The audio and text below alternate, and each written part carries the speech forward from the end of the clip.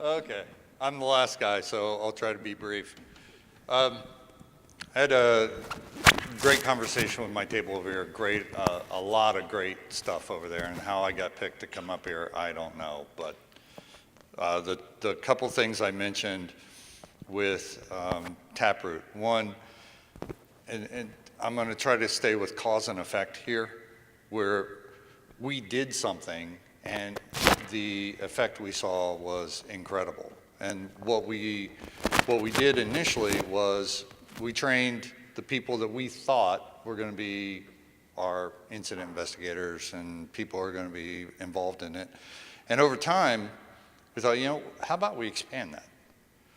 So we expanded it to the pointy end of the spear, the people who are out in the field. We actually brought them in and put them through the TapRooT training. And what that did was when we went through the basic cause categories and we saw all the different failures that could occur and we talked about the root causes, these guys started identifying them in the field before something bad happened. And that was really cool to see that we weren't investigating incidents. We were proactively identifying root causes and fixing them before something bad happened or it manifested into an event. And then the other thing that we did, it's kind of TapRooty. Is that a word? TapRooty? Okay.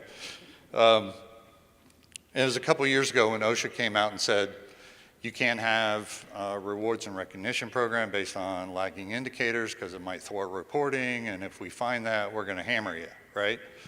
So it made us take a hard look at what should we be incentivizing. And for us in a utility industry, and I'm T&D operations for United States and El Salvador.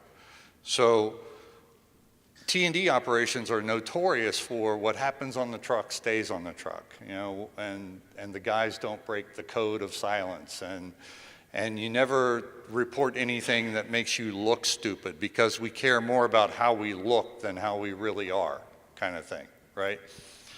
So we incentivized reporting instead of lagging indicators. And again, the effect from that was incredible because now we're getting reports that we never would have gotten.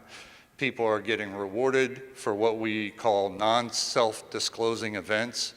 I mean, if you have a mushroom cloud on the horizon and everybody sees it, you don't get any points for that. But if we never would have heard about it, had it not been for you reporting it and allowing us to come in and analyze it and make process improvements that are meaningful, then there was a reward on the back end of that.